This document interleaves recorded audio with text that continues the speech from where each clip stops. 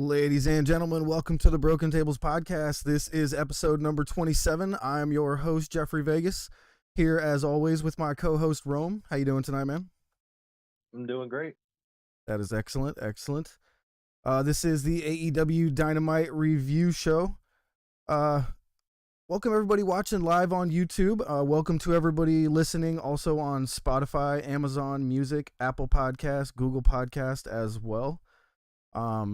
We really appreciate everybody who's been listening to us across all the platforms. Excellent episode of Dynamite tonight. Wouldn't you say so?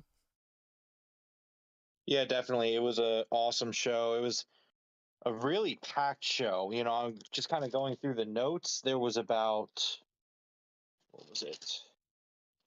There was 18 segments on this show tonight. Holy moly. I didn't count them, but wow. Yeah, I always like to count them. It's just, there was so much going on tonight, and it was awesome. Yeah, it was great. I love when they start off with Punk's music to start the show. It's one of my favorite ways to start the show, especially considering, you want to try to retain that audience from the Big Bang Theory. They got like 2 million viewers or something, so hearing Punk's music would definitely draw my attention, you know what I mean? Absolutely. He's a draw, and Yeah. I agree. I love starting the show with CM Punk matches. They always get me excited, so I'm ready to run through a wall by the time Dynamite starts. Yeah. The wife actually mentioned it. She was like, she's like, does CM Punk wrestle at the beginning of every Dynamite? And I was like, you know what? It's not on purpose, but I actually do think it's on purpose. They always try to lead off with a big match. They try to lead off with a big match and finish with a big match. for And I that, think yeah. right now, I think Punk's placement on the card is very intentional, and it's very smart to put him where they have him. Yeah, I completely agree. This crowd was super loud for Punk. We got, one of the loudest CM Punk chants I've heard in a while. CM Punk was wearing Hart Foundation colors, man. That almost made me for sure think that was the announcement. Yeah. I mean, I didn't think that you kind of predicted that it was going to be Brett, and Yeah. I don't know. I wasn't 100% sold that it was the time for that. But No, I I agree do with think you. that that's a piece. Just there's that photo that's out there for that there's an indie promotion that's going to have Bret Hart managing FTR, and I'm just like, how can Tony Khan let that happen outside of his company first, Well, we talk about that type of thing happening a lot, where you see the Hardys get advertised for a match. It just kind of happens. Yeah. I think it's just one of those things where it's not a very well kept secret that we're going to see Bret Hart managing FTR, and they're taking bookings, and that booker is going to, why? I mean, of course they're going to advertise it. So, it is Well, what it is. at least we hope we're getting it. I definitely hope, really, really want to see that. So, I mean, all signs would point to that, but yeah.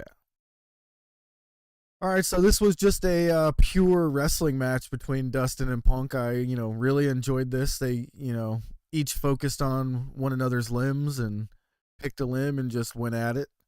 Really good match, wouldn't you say? oh yeah, I thought this was an excellent match. This was a kind of, I think Dustin put it pretty well at Battle of the Belts or Rampage on Friday or Saturday, wherever this match was announced. This was kind of like a bucket list match. It was really cool to see Dustin and Punk go at it. It's, these guys have kind of been around each other but never had a match, and so it's just very, very cool moment, very, very cool match. I loved the storytelling of this match. I thought there was great storytelling, and it's what CM Punk does so well. Is it just, and Dustin does it too, which is why I Yeah. really love this match. This match really, really resonated with me because it's just these guys, these excellent storytellers telling a story together. I loved how it started out as a respectful one-on-one match between two legends in the industry. And they start with a handshake, and it's really important, and it's just a pure, like you said, a wrestling match. And then halfway through the match you kind of see the focus of it shift, where it it's still the respect kind of goes out the window. Dustin's kind of being chippy with Punk, and vice versa, and you start to see Punk get frustrated. You know, Punk tries to go out of the ring to help Dustin up. Dustin kind of shoves him away, and at that Yeah. point, it just like Punk's like, okay, well then I'm gonna, you know, your leg's hurt. Well, I'm gonna work the leg, you know, and just I really love the storytelling and kind of the ride that they took us on in this match, and you know, emotion makes wrestling more valuable, and that's what this match did. It was a very emotional match. You know, after the match, you know, Punk wins via the GTS, and you know they had an exchange after the match, and you know it was awesome. It was just a beautiful match. Great. I love this match. Yeah, same. Um And we get a you know as Punk's walking out, Hangman comes out. There's a stare down, and once again, CM Punk for AEW World Heavyweight Champion at Double or Nothing needs to happen. Um, yeah, 100% agree. Uh I actually did not expect Hangman to come out here, and as Punk was walking up the ramp, when I heard Hangman's music, I lost my shit, dude. I was like, "Oh my god!" Like, they definitely caught me off guard with this one. yeah, definitely, and I thought it was great. A little tidbit: I loved the fans in this match booing the Crossroads. Yep. Um, fuck Cody Rhodes. Let's just say that. Um, They also yeah, booed the really. chop block that Punk did on Dustin, which was kind of like a dirty heelish move, you know?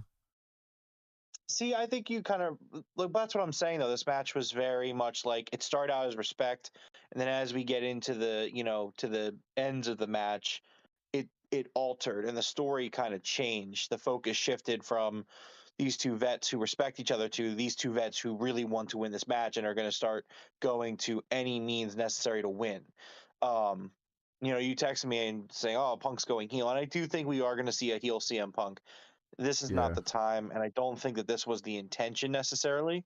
Again, it's just two guys who know that the other guy in the ring is going to do the exact same thing and do whatever it takes to win, and you know that's just kind of what Punk did. Well, my thought process is, if he's going after Hangman, we got two baby faces here. And I mean, of course, if there's anybody that could do it, it's these two. They're both really good baby faces, but I would just assume that Punk would want to go heel here, you know? Yeah, but at the same time, I don't. I just don't think that it's the time. I think that so. I still really think that CM Punk wins the world title at Double or Nothing, and I think that we see a very long title reign from CM Punk. Um, I think that somewhere in that title reign we see the heel turn, Okay. but it's just not time yet. I mean, he hasn't been here for a year yet, and I understand like a year is a long time, but you know this is still we're still in the middle of the we're just coming off of the whole like CM Punk reunion tour thing. Now we're on like the next stage of his run, which is like the hunt for the world title. You know, he had those first 3 or 4 months where he was just kind of having matches here and there, getting back into it, and then for the last month or so he's been having he's clearly back in the zone now. He's got a handful of matches under his belt. He's back in the swing of things and he's putting on 5-star matches. And Yeah. I just don't think it's time to pull the trigger on that heel turn. No, I'm with you. All right, so next up we had a Wardlow with Mark Sterling. Wardlow was entering the building, and Mark Sterling headed him off with about 50 security guards. Basically said he was going to be in handcuffs. He's going straight to his locker room, straight to the ring, straight out of the building. So they threw some handcuffs on him and walked him off yonder. What'd you think of this build up here? I think that they are continuing to do such an excellent job building up Wardlow as a star. Yeah, absolutely. He every single week, man. We do these episodes every single week, and yeah, it's got to sound repetitive at this point, but like, man, they're just everything that they're doing with this storyline, all of the booking, all of the decision making, everyone's performances in this, everyone's role that they're playing, whether it's Mark or MJF or Sean Spears or Wardlow or the security guys, like everybody's just really killing this, and it's just Wardlow is such a star. It's wild, and we'll talk about it when we get to the match later on. but like Wardlow didn't even say much in this segment. But like, dude's on fire. Dude's like, at this point, the dude is just oozing charisma and Yeah. oozing star power from him. And Like, he's fantastic on the mic too. He only said a few words, and he's great. yeah, he nailed the delivery of the line too. It was just pinpoint, just like awesome. Like I'm so down. Like he's doing so good right now. Yeah, absolutely. All right, next up was the Blackpool Combat Club versus Brock Anderson, Lee Moriarty, and Dante Martin. They announced this right before the show came on, and I was like blown away at this match. I was like, holy shit, this is going to be incredible. You even texted it to me, right? Like literally as I was seeing it on Twitter, you texted it to me. I was like, oh yeah. Yeah, man, what an excellent fun match this was. Like Yeah. dude, tonight's Dynamite was just fucking excellent. Like this was such a fun match. Like I really enjoyed how everybody got a chance to shine here. This was not this was not a quick match. This was not a enhancement match. This wasn't even like, I just felt like everybody had time to shine here. Like Dante Martin looked great. Brock Yeah. Anderson looked great. Lee Moriarty is fucking awesome. And like everyone looked great. This wasn't just, putting Wheeler Yuta over. So they made Yuta a star. Yep. And now they're putting him in the ring with these other young guys who are also looking like stars. And it's just crazy to me. Like it blows my mind coming from like what I used to watch, to AEW. It's just like everybody on this show looks like a star. There is nobody on this show that I watched tonight that I like. They could make a match where Hangman defends his title next week against anybody on this card, and I'm just like, I'm down for that. Yeah, I'm down for that. Like anyone, like you pick anybody that you want, like, and pick and throw them out there in a world title match, and I'm like, yeah, okay. I mean, some of them might not be believable, contenders in terms of winning the match, but god damn, it's going to be a fucking great match and a great program no matter who it is. Right. And this match was just so much fun. Yeah, there was a spot where Danielson was just killing Dante with chops to the chest. Dude, the crowd was so good at being quiet at certain times and then being absolutely ballistic at other times. And they were dead silent for these chops. And I felt them in my living room. I was like, oh, God. Yeah, the Pittsburgh crowd definitely killed it tonight. So I Yeah. want to ask you this. I'm watching this match, and I love the Blackpool Combat Club, and I love the direction, and I love everything about them. Where do you think, what do you think is the destination for this team? Trios titles. For the people, I'm saying for Double or Nothing. So because we're 4 weeks out, and these guys need to be on the pay-per-view, like hands down, 100%. Like I don't know if it's going to be a trios match. I don't know if it's a singles match. I don't know what the direction is exactly because they're so busy having excellent wrestling matches that I just don't know where this is going in terms of immediate future. I feel like they should all have singles matches at that. And Wheelers should possibly be the pre-show match, maybe. I know that seems weird when they're building him up, but you can make that a good match. You know what I mean? Possibly. I don't know. That's the thing. Like maybe they give you a singles match. Like I don't know. I'm down for whatever they do. I just can't wait to see what they do. And that's the good thing about this is we can't predict what's going to happen. That's what I absolutely love right now. Like I have no idea what's going to happen next. I know, I love it. Let's never forget that the first episode of this podcast was me saying that Keith Lee wasn't going to be debuting in AEW that week, and here we are. Here we are. I actually got a new Keith Lee figure right up there next to Mr. Brody Lee. And then behind Mr. Brody Lee, we got the Young Bucks up there. Let's go. All right. Awesome. So I loved this match. Like you said, this was just great. The Blackpool Combat Club just kicked all three of these guys' asses. Moriarty almost looked like he was given a little bit of a tryout here. There was a couple of minutes there. He was doing some try hard stuff, huh? Well, he's already signed. No, I meant trying out for the Blackpool Combat Club. The Blackpool Combat Club. Yeah. Okay. I know that's not part of the story yet, but he kind of went John Silver on him for a minute. He went crazy on a hot tag.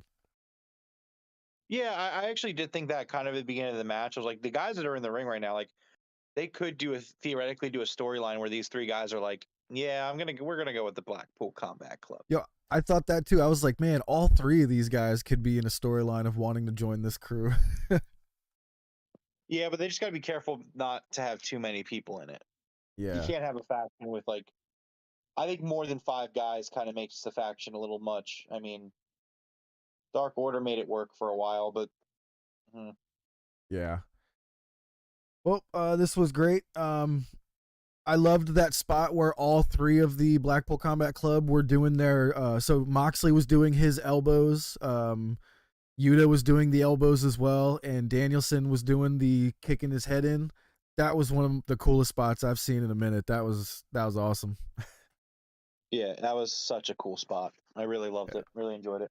Yep, and that was pretty much the end of Brock Lee and Dante Martin. Excellent match, great showcase for all three guys. Wheeler Yuta's new gear looked freaking awesome, by the way. It was all white pants with blood splatter all over them. Yeah. Not fresh blood splatter, by the way, like actually printed on them. Yeah, thank you for mentioning that because I had it in my notes and I forgot it. But like, yeah, that looked great. Yuta looks great. Yuta's a star. Everyone's a star. You know, thing is, with that gear on, he can't. You don't want to bleed with that gear on because then it would just be kind of like, you know, I can't think of the word right now, but it wouldn't be. It wouldn't make sense. Redundant. Are you looking for redundant? Yeah, redundant. Make yeah. I kind of see what you're saying. We'll see. I don't know. Maybe. All right. So next up was a Young Bucks and Red Dragon promo with Adam Cole in the middle, talking about how he wants to unite the Undisputed Elite. I thought this was great. We have a direction for the Young Bucks. We have a direction for Adam Cole. We have a direction for Red Dragon, it seems. I actually thought the way that Kyle O'Reilly had said, you know, us together, we can, you know, kind of take over. I thought there was going to be some shenanigans going on in his match, but we'll get to that later, you know? Yeah. No, I mean, I love this segment also. I thought that, you know, number one, we're starting to see kind of the cracks, but not in the way you were expecting, where, you know, the Bucks were nice to Brandon Cutler. You know, I mean, that's, you know, the Bucks went out there with FTR. They had a 5-star match, and afterwards they made a post saying, you know, we don't have many more of those left in us. Enjoy them while you can. And just, you know, kind of somber. And, you know, it's a great starting point for this change that we're going to be seeing with the Bucks. And, you know, I loved Red Dragon in this segment as much as I love the serious tone of the Bucks.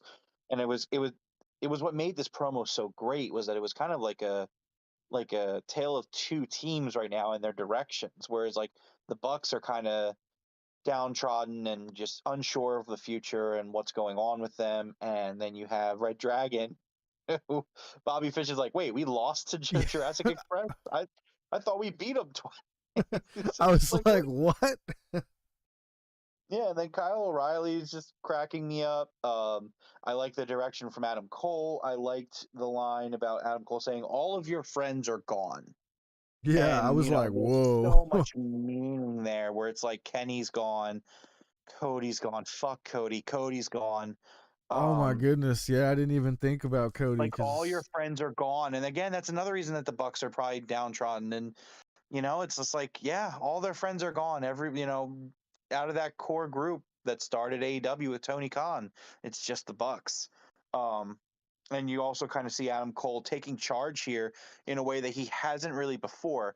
He was always the centerpiece of this Undisputed Elite, but like here he's like this, you know, he's taking ownership of the group in this promo where he's saying things like, that's why I called us the Undisputed Elite. That's why I brought us together. That's why I did this, you know?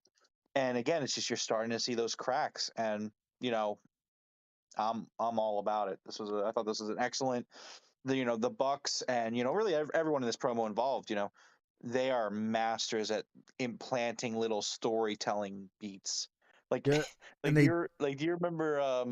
Sorry, let me get through this real quick. Do you remember when CM Punk and Bryan Danielson were like rumored to come in, and the Bucks and Kenny Omega were just doing those promos every week where they were like wearing Cookie Monster shirts and like just all the references to Punk.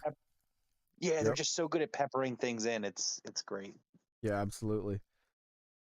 They challenged a 10-man tag team match, 5 versus 5 for next Dynamite.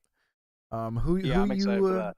who you thinking is gonna be the other five? Just five random dudes, or you think we're gonna get something specific? Well, they announced it, but I haven't. Don't Oh, worry, they we'll did. get there. Yeah, Okay, they we'll announced get it. We there. have it. All right, Yeah, we have it. We have it. I have it. Don't worry, I'm on it. Although I will say, this was a very hard show to take notes for. Like, dude, they were if I flying. if I missed anything, you know, this show was wild. I was fighting like I was trying to take notes while watching the show. Like it was rough. Like it was really rough, but Yeah, trust me, which I is a was good thing. trying It was a to. good thing. But I do have that match. We'll get to that. All right, cool. Next up was a quick promo for Samoa Joe, Sanjay Dutt, Jay Lethal, and Satnam Singh. It did its job. We've seen it before, I think, right? It wasn't a new promo, was it? Or a video? It was a new video package. Was it? Okay. It was new stuff from them. I thought it was good. Yeah, I mean, it didn't blow me away, but I mean, Joe I is thought I had Joe, seen which it. is awesome. Thought I had seen it Sanjay before. Dutt's getting him. Oh, sorry, good. I was just saying, I thought I had seen it before, so it wasn't that much to blow you away, you know? Yeah, no. Again, it was good. It's like Joe was Joe, which is awesome. Dutt's getting involved, which I think is cool. And Satnam Singh, I guess he's not going to speak English. I don't know if he. I mean, I'm sure he can speak English, but based off that promo, he's not going to speak English, which I think is beneficial to him. Yeah, I don't think I want him to talk, um, or at least talk often. You know what I mean? yeah. So No, he needs yeah. Sanjay Dutt needs to be his Alex Ibrahantes, you know? Well, I think that's where they're going with it. I mean, I don't like we talked about it. I don't think Sanjay Dutt's going to get back in the ring, but He it's could. cool to kind of just see him there, even if it's in a manager capacity. But yeah, this was fine. I mean, it wasn't great, but it wasn't bad. I mean, it did its job. It was Yeah, an exactly. average segment. Yeah.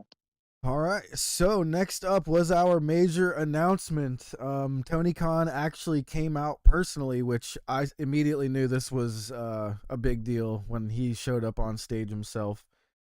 Yeah, it's Um, only like the third time we've seen him on AEW TV. yeah, and he introduced Amari-san, the owner of New Japan Pro Wrestling, to come out, and he essentially announced for June 20. Actually, Adam Cole interrupted and he announced it. Correct?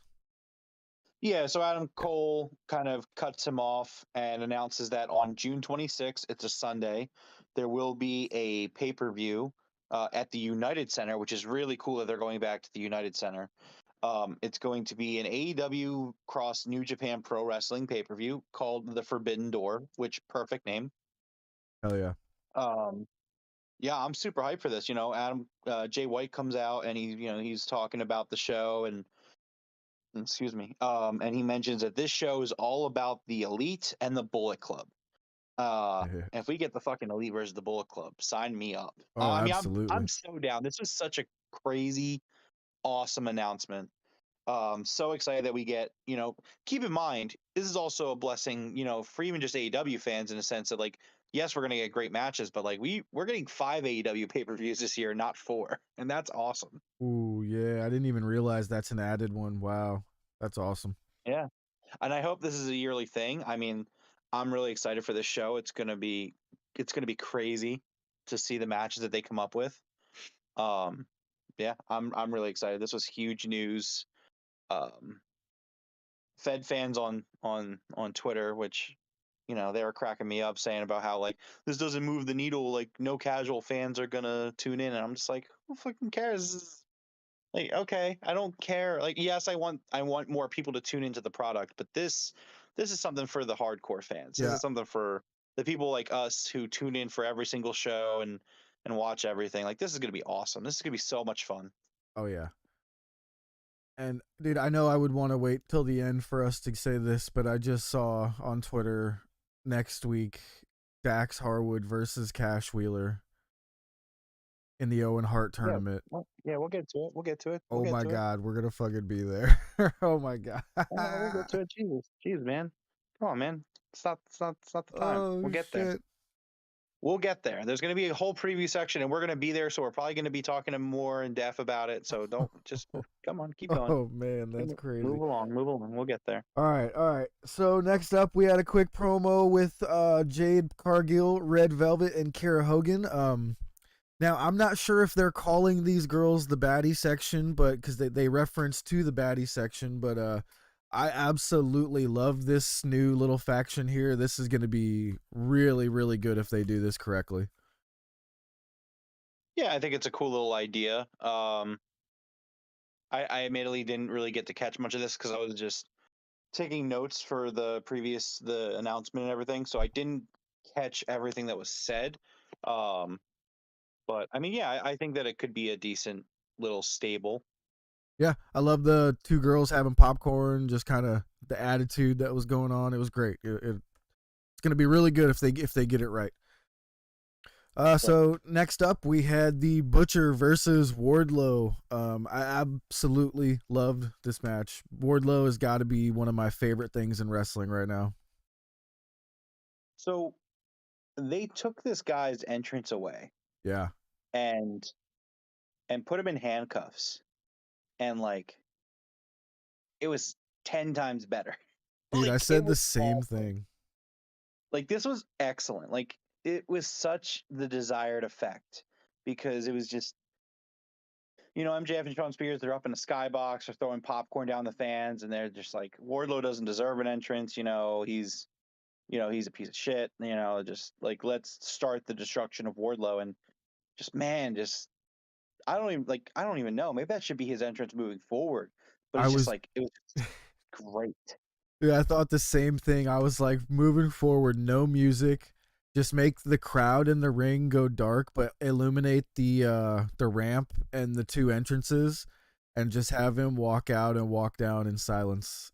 It was so good. I don't even think you need to do the light thing. Just let the fans, do the job. Yeah. And it's just like, have him walk down to the ring. Like, however long they're gonna keep this up, like, I'm down for it. It was great.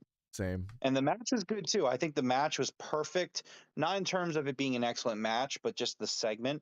I thought it went just long enough. It did everything it needed to. It was funny because in my notes I wrote perfect pre-match, like entrance and like everything like that. And then right under it I wrote, oh wait, no, perfect match and segment overall. Because like I originally was like very happy with the way that the entrance went down and all that, and then just afterwards, like watching the match, I was like, oh, this is just perfect all around. It's just well done. It wasn't too long, but it wasn't too short.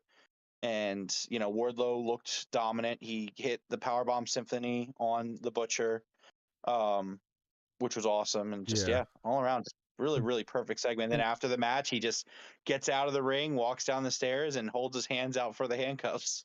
Dude, when he like juked out one of the security guards and scared him so bad he fell down. That was hilarious. Yeah, but so I loved it. I thought this was just excellent.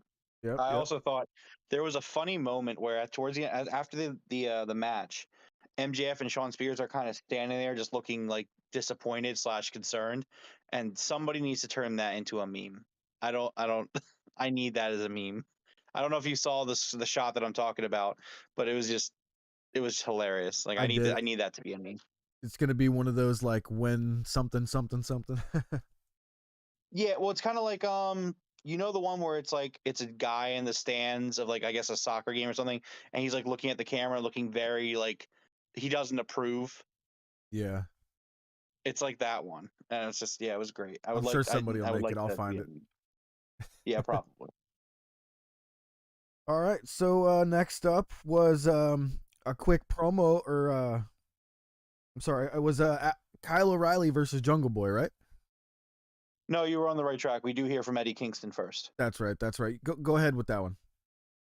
Yeah, so he cut a quick little promo for his match against Daniel Garcia on Rampage. It was a good little quick segment. Kingston is going to mess him up. Oh, yeah. And that was kind of the gist of the promo. He was like, I'm gonna whip you, boy. It's gonna hurt. Yeah.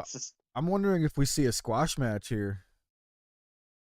I don't know if we see a squash match necessarily, but like maybe not a full blown, but I think Eddie's gonna kill him. Possibly. I mean, no. I do think Eddie Kingston's going to get a dominant win on this one. I don't know if it's going to be a squash match, though. I mean, we'll look at the Rampage card and we'll see. I mean, because you can kind of tell if there's going to be a squash match on there by what else is there. Yeah. So I guess we'll see. I think I saw the squash match, but we'll get there. Yeah, I saw it too. All right. So after that was Kyle O'Reilly versus Jungle Boy. And man, this was my kind of match, man. I love Kyle O'Reilly. I love Jungle Boy. And you could just see like they're I want to say they're similar in age, but I think Jungle Boy is way younger. And you could just see the experience of Kyle O'Reilly was just leading him through everything. It was pretty good. I thought this was fantastic. Yeah, it was an excellent match. I really, really love this match. Definitely wasn't my favorite match of the night, but that's really just because tonight was just so stacked. Yeah. You know, on a card where this is the third best match of the night, it's like, man, Serious. we are truly, truly blessed and truly gifted that we get to watch these shows every week, because it's like this was a pay-per-view quality match, like maybe like a step below a pay-per-view quality match, but it was great. Yeah, absolutely. I was very surprised that Kyle O'Reilly won this clean. That's what I was gonna get at earlier when Kyle O'Reilly and the Undisputed Elite were all back there talking amongst themselves. I for sure thought someone was gonna come down and cause some sort of something, but no, Kyle O'Reilly won this one clean. And we had Jungle Boy sitting on the outside of the ring apologizing to Christian Cage. Yeah, this is a really surprising ending for me. I didn't think that Kyle O'Reilly was going to win the match. I was very surprised by that, in a good way. I mean, it was an excellent match, and these are the kinds of matches that I love about AEW, where like when I'm watching, I don't watch anymore, but like when I read about the Fed, right, and I hear these matches, and because I subscribe to Fightful, and usually they're pretty good at getting the rundown of Raw and SmackDown, and I'll just glance at it and I'm like, I know who's winning these matches, and if I don't, it's because like I know they're going to do a rematch next week where the other person wins. And like this is just the great thing about AEW, where it's like I don't know who's winning this match. I'm looking at this, and my gut says go with Jungle Boy, but I was wrong, and Kyle O'Reilly won, and thought that was great. It was cool to see the Jungle Boy Christian Cage interaction, which was interesting because Jungle Boy, like you said, he apologizes. Christian Cage is like, "Don't worry about that. Are you all right?" Yeah. And I thought it was a really cool segment, and we'll see where we go with it. But yeah, I thought it was an excellent match with a great segment post match. I think that's for sure leading to Christian Cage turning on him. It feels like it's time, whoever those belts go to, which we hope it's going to be FTR, but it feels like it's time. Yeah, I think it's just building up a swerve here. They're just kind of doubling down that Christian cares, so they can do the swerve. Well, he did kind of give him the weird side eye as they were walking up the ramp right before the camera cut. He kind of looked at him like, almost like he was doubting him a little bit, but I don't know if that was my imagination. All right, so next up was a freaking fantastic MJF promo, very similar to last week's. I don't know if you saw Sean Spears in the background dancing with his chair, but I laughed so hard I missed a little bit of this promo. I had to rewind it real quick. That was hilarious. Sean Spears is one of my favorite things. Yeah, definitely. I mean, you know me, I'm a huge guy, huge promo guy, and it's like this was an excellent promo. I mean, so good. It didn't like MJF's like talking about how he's like a snake and he's proud of being a snake, and that leading into Jake Roberts, and then Jake Roberts, knowing that MJF is the talker that he is, Jake Roberts feels the need to do his thing, and it was cool. I always enjoy little things like that. Yeah. And then of course Lance Archer comes in and they pay Jake, and Lance is like, I don't need the money. He slaps it out of Jake's hands. He's like, if anyone gets in my way, everybody dies, and it's great. Yeah. And then at the end of the segment, Sean Spears is like, let me pick up the money since we're not paying for this. All right, so speaking of Lance Archer, we have hit 100 subscribers on YouTube. We're going to be doing a giveaway for this here Lance Archer figure. Let's see if we can get it on there without a glare. There we go. The box is in like perfect condition for this guy. This is really, really nice one. So look good in anybody's collection. So all you have to do to win this is you have to like this video today, this podcast, and you need to comment in the comments at least once, and you'll be entered in. And then on Friday for our Rampage review show, we will be announcing the winner. And I know Jordan's in chat here, and he usually comments on every video, so he's already got a heads up on everybody to probably win this one. So we shall see what happens. But you must like and comment, and be subscribed, of course. And in order to comment, you have to be subscribed. So that's how that goes. But we will be giving away this Lance Archer figure, so make sure you're subscribed, give this video a like, and throw a comment down below. Yeah, definitely. We're also super proud to announce our affiliation with Steel Series Gaming Accessories. If you go on our Twitter, there's a link on there, and it'll probably be at the bottom of the description of the video as well. Yes. Go check out their gear. You know, I was looking at it yesterday, and I really like the Arctis 9 Xbox headset. That looks really dope. I might have to grab that. Yeah. But The yeah, new go through the link. Oops, Oh, sorry. sorry. I was gonna say the new mice are really, really cool. They have like it's like the RGB coloring, but it's like blended. It looks really smooth. I love it. Yeah, definitely. So, you know, if you're looking for some new gear, check them out. Go through the link on our Twitter and also in the description of the video / podcast, wherever you're finding us. You know, going through that link and buying something does support us here on the podcast, and we are extremely grateful and appreciate it, honestly. Excellent, excellent. And there's no sales going at the moment, but when they give us some, we will have promo codes, and we will announce when they got sales going. So keep an eye out for that. Yes, absolutely. All right, next up was Hook's debut on Dynamite versus a young guy named Anthony Henry. I do believe that's the gentleman that wrestles with, oh man, what's his name? With JD Drake, yeah, he's JD part Drake. of the There we go. workhorse Thank you. I was Yep. drawing a blank big time there. This was a great match. Yeah, it was great. I'm a little not annoyed, but I think that I don't know if it was time to move him to Dynamite yet. I thought this was a great segment, don't get me wrong, Uh-huh. but I felt like I don't know. I think maybe just because Dynamite's live, they just felt like it was time. I feel like it was a little too soon to bring him into Dynamite. You know, we talked about this earlier in the history of the podcast, where it just I thought they were going to kind of really go the long, slow build with Hook, Yeah. and that doesn't him being on Dynamite doesn't mean that it's going to be accelerated much. But you know, he's only 6-0, you know, in AEW, and now he's 7-0 after tonight. Yep. So I just thought that it might have made more sense to wait a little bit on it. But I mean, regardless, I thought this was an excellent segment in and of itself. I mean, we had Tony Nese and Mark Sterling taking notes on Hook. Danhausen tries to curse him again, fails. Danhausen is so furious that he can't curse Hook that he challenges him to a match. Yes. And I'm not sure if a lot of people know, but he has been recovering from a broken leg, essentially. He broke it just above his ankle last Halloween. And we've all been wondering when he was going to be cleared and ready to wrestle again. So I think this was his announcement, because he's been saying you're going to hear it directly from him and no one else. So I'm hoping that was his announcement that he's good again. And I think if I'm not wrong, I think he was wearing wrestling boots in the ring. So I think that was another little hint as well. Yeah, he's been wearing gear for his last few appearances in the ring. Okay. But we got to be getting close. I feel like we're getting really close. Yeah, absolutely.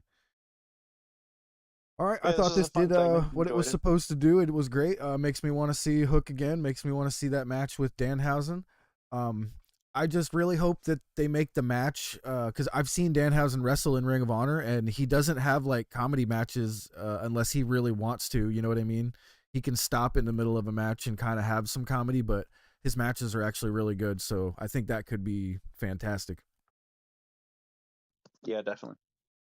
All right, next up was an interview with Frankie Kazarian saying that he had the next challenge to Sammy Guevara for the TNT title, but all of a sudden Scorpio Sky shows up and basically asks him to give him the chance to challenge him instead. And for a moment, I thought Frankie was going to tell him, no way, dude, this is my shot. But Frankie was just like, yeah, sure. Okay. Well, what did you think of that? I loved this promo.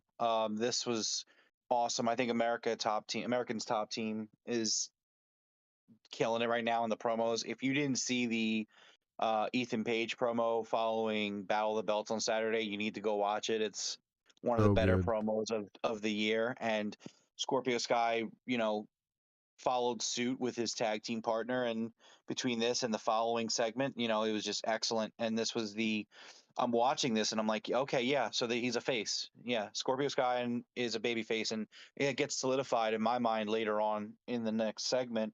Um, but like, this was really good. I loved them playing to their history. I loved the respect that's there. Again, Scorpio Sky's like, I couldn't have done this without you, and you mean so much to me. And again, yeah, this was a really awesome, really cool promo with Scorpio Sky turning babyface and him and Kazarian having that thing still, that friendship. And yeah, I really enjoyed this. Yeah. All right, so next up was a quick Thunder Rosa promo, talking about how she beat up Nyla Rose and, she's ready for her next challenge. I thought this was fine. And then next was the moment I was dreading. I really did not want to see or hear Sammy and Ty Conti in the middle of the ring, but there they were. Yeah, I mean, it's different now. They're heels. They're officially heels. Like, they are Yeah, heels. And that makes it different because then they're doing their job. This isn't them being baby faces and just being fucking obnoxious. These guys are heels, and it's their job to make us dislike them and feel uncomfortable. yep, And, a mission accomplished. yeah. you know? Um, but again, I think that this was just really cool because America's top team come out, and I don't know how they did it, but Dan Lambert's a babyface, ladies and gentlemen.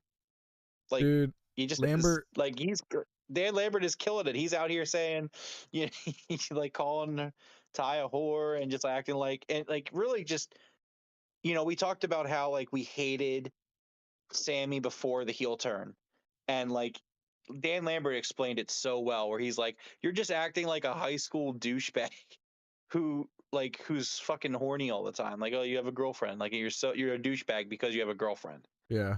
You're being just a dick about it. And it's just like, yeah, okay, yeah, that's kind of nail on the head. It's very on point there. Did you write down the line that Dan Lambert said that made the crowd go ballistic? I didn't write it down. I'm trying to remember what he said, but he essentially I think he said, I'm gonna have these two guys come down to the ring and give you the pounding that Ty wishes she could give you. Yeah, that was Holy basically it. Yeah, shit, dude. That was insane. yeah. Well, so Sammy also fires back because Dan Lambert says, my grandfather always told me that youth is wasted on the young. And Sammy responds with, I don't give a shit about you or your dead grandpa. Yeah. It's like, oh man, it was great. Um, yeah, and then Men of the Year just have these awesome promos, like the intensity on Ethan Page and just the determination on Scorpio Sky. Like, these guys are killing it. This was an excellent promo Yeah. that I really enjoyed. I thought that everyone here is awesome, and so basically, Scorpio Sky demands a match, a ladder match specifically. And Sammy says, you can have your match if we get the mixed tag match, which Dan Lambert and Men of the Year agree because it's a no brainer. They're like, I think Ethan Page said it. Oh, we get to beat the shit out of them twice. Let's Yeah. do it. So So yeah, it sets up for some future matches. so even though I'm not a big fan of Sammy at the moment, I want to see this ladder match and we're gonna freaking be there.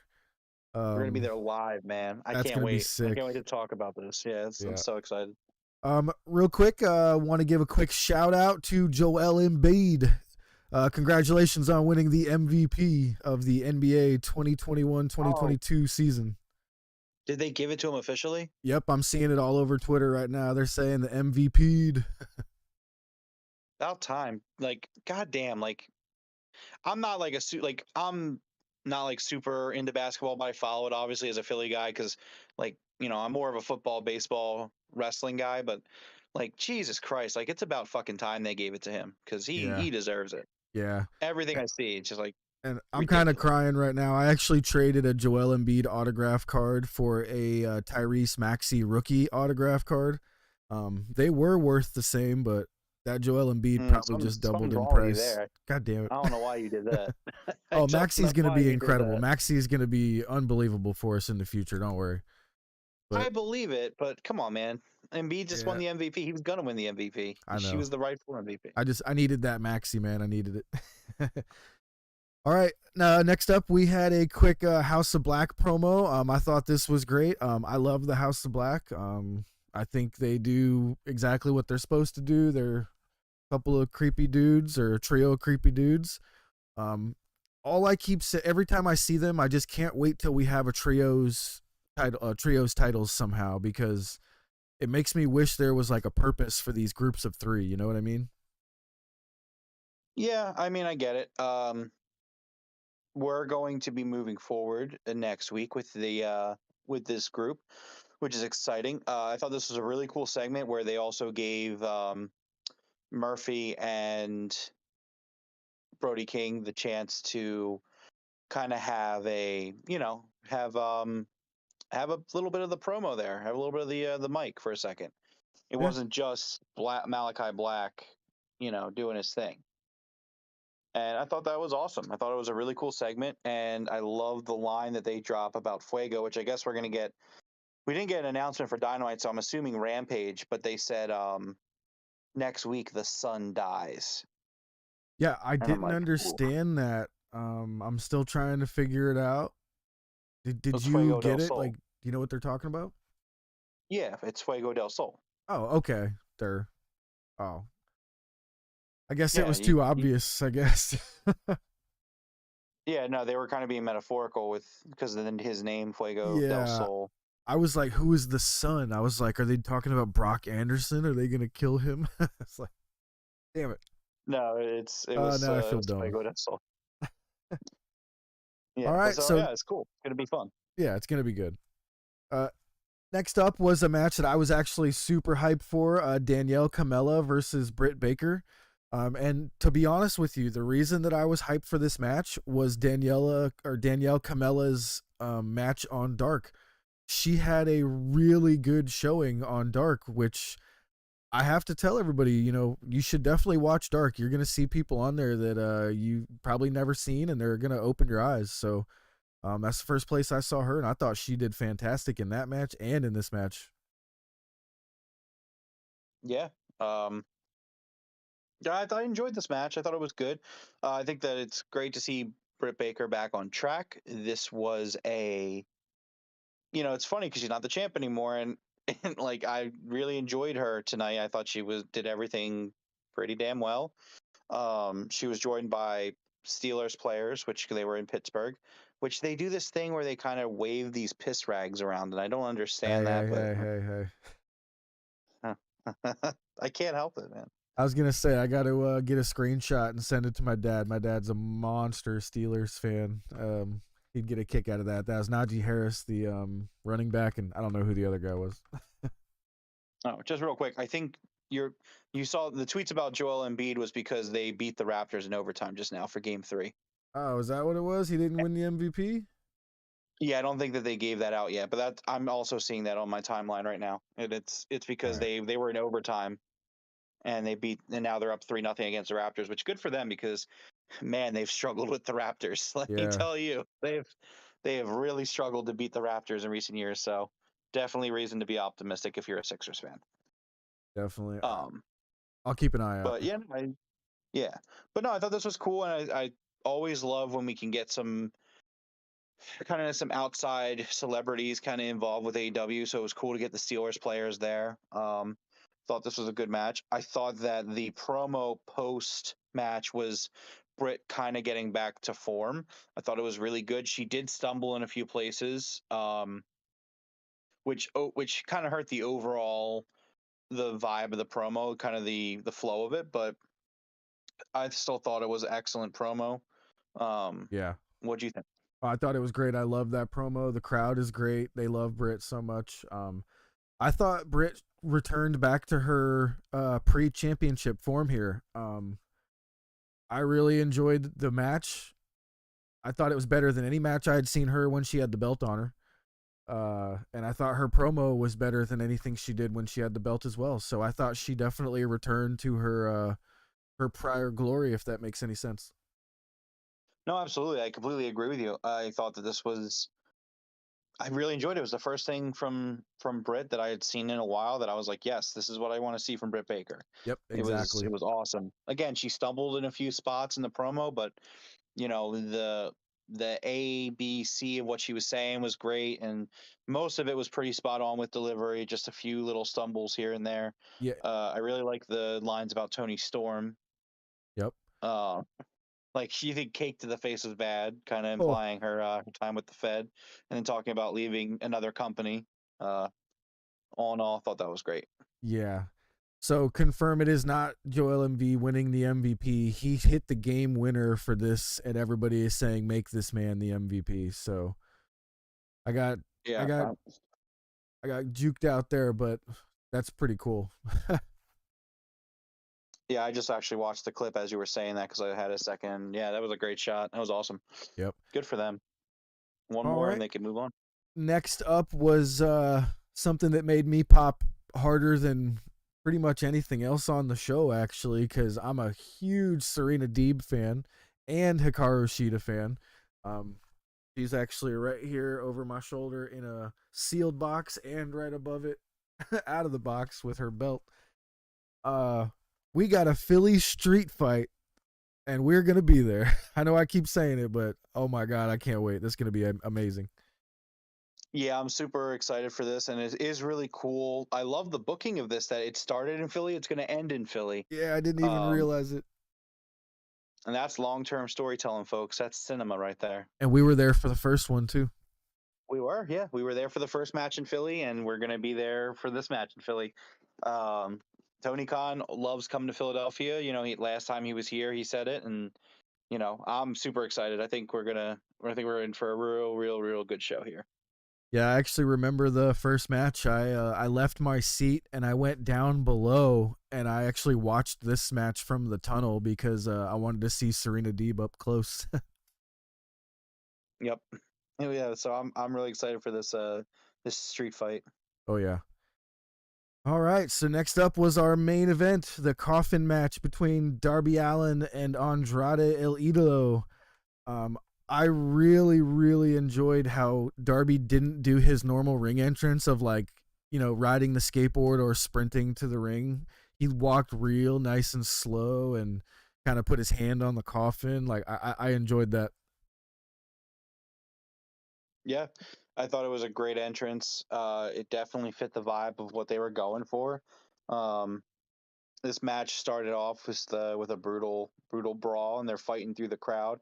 Um, Mark Quinn and the Blade show up, and they're kind of triple teaming Darby, and then they're fighting in the crowd, and there's a fan with a Sting mask on, and he has a sign, and they take the sign and they rip it, and the fan takes off the Sting mask, and it's Sting, and I love this spot, and I know it's not the first time Sting has done like the fan with the Sting mask on, but I pop so hard for it every time. I love this spot where it's just like it is Sting. Oh no, it's just a fan with a Sting mask. No, it really is Sting, and I love it. It's hilarious. Yeah, I actually did not like. I don't know how I don't expect it. In this match, you should have just expected Sting to get involved and everybody, but it was such a surprise to me when he took the mask off and it was him underneath. I was just like, wait, what? Like, I can't believe I was caught so off guard. I knew it was Sting. Well, so originally I thought because they do a little tease here about the end of the match, which again, pure cinema. They they have Andrade go to open the casket, and he hurts his finger, and Yeah. people are like, "Oh, why is it? What's going on with that?" And I'm like, "Oh, Sting's in the casket." And like that was my original thought because the way this match was going and like the placement of the casket was very specific. Where I was like, "Oh, maybe like Sting's in the casket." And then that's what made me kind of lose it for a second, where I didn't realize that Sting was going to be where he was. But then once they ripped the fan sign and the fan like steps forward a little bit, I was like, oh no, wait, this is Sting.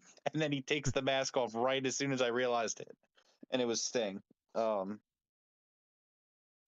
it was awesome. Sting was awesome here. Yeah. But so we'll get to the other part. So they get back to the coffin, and they open the coffin, and there are thumbtacks lined on the top of the coffin. And I know how you feel about thumbtacks. Like on the underside of the lid. Yeah, on the bottom of the lid of the coffin, which was so unique and just really cool. But so Andrade suplexes Darby onto the so before that they were fighting in the crowd, and so Sting, like, we need to talk about Sting for a second, because like, so I grew up as a Fed fan, I'm not ashamed to say it, it's the truth, it is what it is. And like, because of that, like, I really missed out on Sting overall. And like, god damn it if Sting isn't like one of the greatest of all time. Yeah, man. Like, this dude is out here at like 63 or whatever he is, and he is doing splashes off of balconies. Like, it's wild. It's fucking wild. Yeah. Now, I don't know if I've ever told you, I actually watched WCW till they closed shop. Then I switched over to the East, so I did get to live through almost all of Sting. I've seen from the first face paint to the Crow face paint. I saw that. I didn't see any of his TNA stuff because I didn't watch TNA. Yeah, no, you have told me that, and again, it's just like, it's little things like that. Like, you were lucky for that. Like, I missed out on a great one there. And yeah, just Sting is awesome, and like, the things he's doing in AEW right now are just mind blowing. That this dude's out there at 63 doing this, whereas like, I don't even know. He no sells a chair shot again that looked like it would have knocked me out. Like, I thought it hit him in the back of the head, and he just looked like he was mad. And then he dives off of the tunnel again. This guy's a madman. Yeah, like, there was a good 5-minute point there where like he was the star of the show, and it was just awesome. So they get back to the ring, or they get back up and they work on the stage, and they're fighting each other on the stage. Andrade suplexes Darby onto the stage like this grate. And that looked awesome. And yeah, they're just fighting it out, like, really hard fought match. We get to the finish where, so Darby does a suicida onto Andrade through the casket. They're both in there. Darby's trying to shut the lid on him. Jose, the assistant, comes out. He's fighting Darby. He takes his shirt off. So Darby slams him, flips him onto the bottom of the lid, onto the thumbtacks. Oh. And then he proceeds to smash Andrade with the thumbtacks that are on the bottom of the lid, to the point where he just keeps slamming it until he's able to close it and win the match. Yeah, that was. Ugh. I think when he kind of did one of those back tosses to Jose, and Jose landed at a little bit of an angle and slid off of him. I'm glad they didn't show his back after that, because it had to be mangled. Yeah. So. But yeah, I love the finish. I love the way he used the thumbtacks inside the coffin to smash Andrade down in. That's a unique way to do it, because just about every coffin or casket match I've seen, they go to close the lid and somebody will put their foot up or they'll put their hand up. You know what I mean? So this was a really unique way to. We were pretty much right away, we knew that wasn't going to happen. Yeah, but yeah, I thought this was an excellent match and an excellent Dynamite. It was really good. Really, really good. Yeah. All right, so yeah, I really enjoyed this whole episode. Again, Tony knocked it out of the park. Humongous announcement with the New Japan Pro Wrestling show. And what do we got coming for Rampage this week? All right, so Rampage is pretty much it's a pretty stacked show. We have the Owen Hart qualifier match, Adam Cole versus Tomohiro Ishii, which is like awesome. And Yeah, that's again, we're gonna be bananas. already starting to see these New Japan guys here, which we have kind of been seeing them, but this is kind of like, all right, here we go. Um, I'm really excited for that. We're gonna have Tony Schiavone interviewing Swerve Strickland and Keith Lee. Woo! We're gonna have Lance Archer destroying Serpentico. There was the squash match we were talking about. Yep. And then we're gonna have Eddie Kingston versus Daniel Garcia, where everyone is banned from ringside. Oh, he's gonna kill that kid. I think he is. I think so too. We're also gonna have Tony Schiavone interviewing Jamie Hayter, Tony Storm, and Britt Baker. Yep. And then we're gonna have the TBS Championship match: Jade Cargill defending against Marina Shafir. Nice. And I that do have to is say I wish I was a little more excited for the Jade Cargill Marina Shafir match, and I think I know what happened here. The way that Jade is kind of nonchalantly not paying attention to Marina is kind of making me do the same thing. Do you see that? I just think Marina Shafir has kind of underwhelmed me. So Yeah. I actually kind of feel how Jade feels, but not in a bad way. It's like, all right, well, I mean, I think the buildup of this has been kind of weak at best. I think that it was stretched out too much. I also think there wasn't enough going on in this buildup to warrant it feeling like a big match. So therefore, it doesn't feel like a big match. Um, I don't think it's necessarily because Jade is overlooking Marina Shafir. I think it's just more so the buildup of this has been not the best. It's been pretty bad. Yeah, and I gotta say, like, when it comes to MMA people coming over to wrestling, I just don't. It doesn't do it for me. You know what I mean? It's one of those things that's just like, I don't believe you. You know, and I don't know if that's the right way to put it, but it makes a lot more sense to me when a wrestler wants to become an MMA fighter rather than an MMA fighter becoming a wrestler. It just, I don't know what it is. I don't like it. I think I think results vary depending on what you're working with. I remember the America Top Team versus the Inner Circle match from last year. Yeah, I thought that was a pretty damn good match, especially from the people from the true, MMA guys. true. I thought that was an awesome But fun match. Like it wasn't like a 5-star wrestling clinic, but it was a fun match. And okay, but I feel like they were still sorry, go ahead. presented to us as MMA fighters in that match. You know what I mean? They weren't like, "Hey, look at this person turned into a wrestler." You know what I'm saying? Like, so I get yeah, that. I don't know. We'll see what happens. I think that Paige Van Zant also is someone to keep an eye on. We'll see how she does, but I'm optimistic for that one. I am too. She's So a star. I She's gonna be I good no think matter the what. MMA, yeah, I think the MMA connection isn't necessarily a deal breaker. I just think Marina Shafir is kind of underwhelming in this spot. I mean, her match on Dark was better than the one with Sky Blue on Dynamite, which was good, Yeah. but I don't know. I think that's where it is. I think it's more so the match itself is just kind of underwhelming due to the buildup. Yep, I agree. All All right. right. Well, here we are. We're going to talk about Dynamite, that we will be there live. Yes. Um, I'm so excited. We did not get any Rampage announcements, but I'm assuming of some Rampage stuff. But let's run through this real quick. So we have a Philly street fight: Serena Deeb versus Hikaru Shida. I'm a big Shida fan, so I'm always going to be happy to see Hikaru Shida in action, especially in a Philly street fight. This Oh is yeah. going to be really, really good. Um, we have Wardlow versus Lance Archer. So I'm really excited for being in the crowd for this one. More so, like the other matches, I'm really excited to just watch the match and be there live for the match. This is the one where I'm like, I can't wait to be part of this crowd to see the Oh yeah. continuation of this storyline. Like, it's going to be awesome. Oh man. We're going to have, yeah. I think we're gonna get the silent entrance again. Oh, we are. And it's going to be great. you want to talk about earlier. Now it's time. We're going to have an Owen Hart qualifier. Dax Harwood versus Cash Wheeler. FTR versus FTR. Dude, Man. my eyes just started watering just thinking about this. Like,